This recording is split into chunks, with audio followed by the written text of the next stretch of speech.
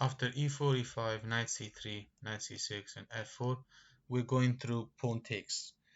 So accepting the gambit. So knight f3 to stop, queen h4, and then g5. So in the previous video, we went through g3. Well, g3 is the move now, but in the previous video, we went through pawn takes with the idea of keeping pawn advantage. What happens after the more popular g4? Well, knight has to go to h4 because it cannot really go anywhere else. Well, it could go to g1, but there's no point in looking at such a variation. Knight h4 is the move. And now f3.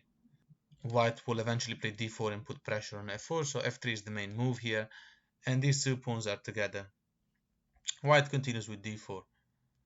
Two main options will be seen, d6 and then bishop e7, immediately putting pressure on h4, which is the most obvious move. So let's start with that actually, bishop e7. White continues with bishop e3, ignoring the fact that there's two attackers on h4, also because bishop e3 is the best move. And now d6. Again, I mean, I'm going to go through this line like the two pieces attacking in h4 and winning more material, but that's going to happen eventually anyway, because d6, White's best move now is not bishop f2, getting defensive immediately, because we don't know whether the black player will take the knight. Bishop f2 comes after the capture. So after d6, queen d2 is the best move. We want a castle as soon as possible.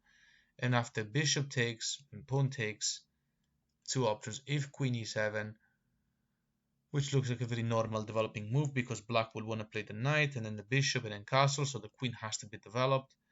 Then white continues with long castle, and white's position is much better for reasons that are going to be explained very soon. Let's look at this move. Bishop, queen h4 comes with a check. White protects with the bishop. Pushing the pawn doesn't make sense. There's two attackers. So after queen e7, white castles long side, we are back at the position that we were talking about a few seconds ago. How to proceed? Well, bishop e6 is not possible due to the fork, and after bishop to d7, also because bishop f5 is inaccessible, white continues with knight d5 attacking the queen. And after queen to d8, h3 is the move to get rid of these two pawns, so that's to be remembered. h5 doesn't do anything because you can just take in g4, and then the pawn can't take back, so black's gonna have to take back with the bishop, but that means black will have two isolated pawns. One of them is doubled up, so it's completely nonsensical. Two quick options. f5 seems to be doing the job, but then rook to e1, and white is completely winning here. Position is fantastic. And if instead of that, black just takes the pawn in h3, and yes, he's got two double isolated pawns, which is terrible, but he's thinking of maybe swapping everything, then crazy enough, white takes the pawn with the rook, and the rook will be supporting the bishop in h4, and the bishop will go to h4 together with the knight. There's attacking c7, e7, f6. The bishop will be just too strong. This is the best move. And in case black were to take, then white takes back. Black player cannot castle any side basically. Black can't really develop, like knight g2 e7 for example is met by mate in 2, knight check and then queen to h6, and then knight going to e7, maybe this other knight, whilst the knight protects h6, with the possibility potentially to play c6 later and kick away this monster knight. Then simply bishop h4 will do the job because it's pinning the knight, and c6 doesn't work here because you can take the knight, it comes with an attack on the queen, you have to take back, and then it's the same scenario as before. But on this position after knight f6, unsurprisingly the best move is bishop h4, and the game ends like that. So let's do a recap. Knight c3, knight c6, Vienna Gambit with knight c6 and the gambit accepted. That's what we're studying in these videos. g5, g3, g4, right? So knight h4, and after f3, now d4. So what happens after d6 immediately? Which will be eventually some sort of transposition, but not really. Bishop e3 comes, and earlier we went through this idea. Bishop e7 with double attack on h4. What happens after bishop g7? This seems like a better place to be for the bishop. White continues with queen to d2, and the idea is to play h3 and just recover the problem that is happening here. So just fix that issue with the pawn swap and then castle alongside.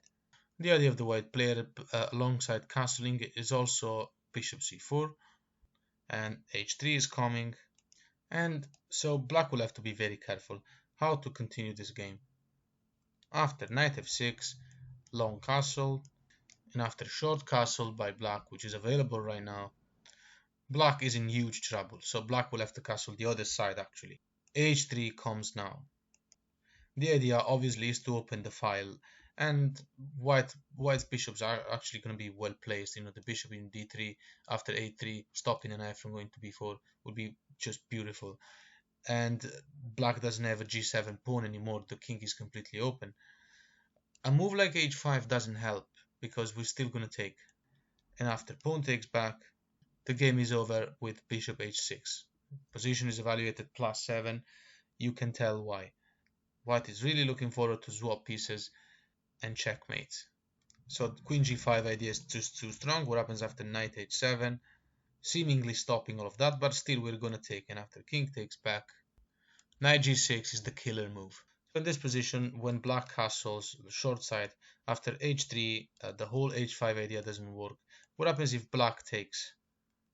Simply white takes back with the bishop.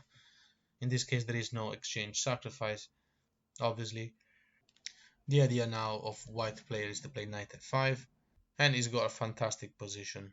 Look how incredible all these pieces will look like, right? As soon as the bishop, then the white bishop will find a way to move away, then the rook will be attacking as well. Let's have a look at this variation that I've encountered personally in this position.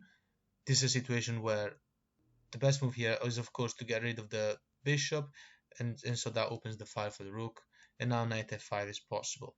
Best move by black to stop all the dangers, all the trouble that will happen, and the king side is to take, and then pawn takes back. And white's infiltration of the pieces is just too easy to happen. Queen f6, for instance, doesn't really create a problem. It's attacking a pawn, and it's kind of putting the queen closer to the king. But white continues with g4 and the idea of playing knight d5 as well. And his position is evaluated as +12 or something. So let's go back a second just to clarify that if the king plays something like h8 with the idea of playing the rook to g8, this is forced mate, so queen h2 will do. So from the start, one last recap. So let's see what happens when black develops better at that point. Knight f3 and then g5, g3, g4, knight has to go to h4, and then f3, so d4 and d6. Bishop e3. We're looking at the variation with bishop g7. Now queen to d2. Earlier we went through knight f6 and then castling short side, which we all know that now is going to be a disaster because these two pawns are not as strong as they look like. The problem is though that the black player can't ever move this knight really, and nowhere that makes sense, meaning that the c7 pawn is stuck, and that allows us to play knight d5 whenever we want to.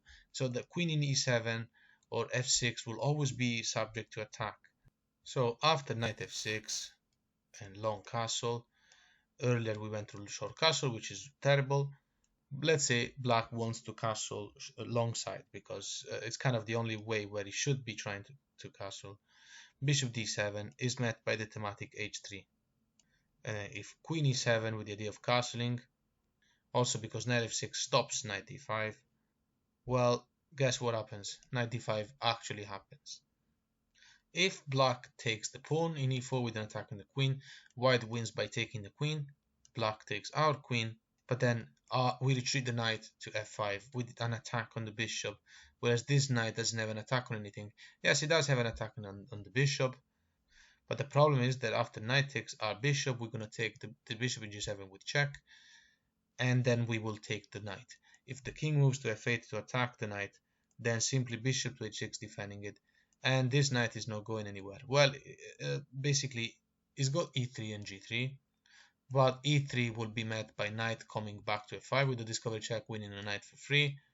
And yeah, similar thing will happen after knight to g3. So if instead the black player just attacks our knight in g7 with the rook, so he has two attackers, then again knight f5, king has to move, and now we can take the knight in f1. So this position, once again, is if instead of knight e4, simply knight takes in d5, obviously we take back. This comes with an attack on the opponent knight, which will have to move.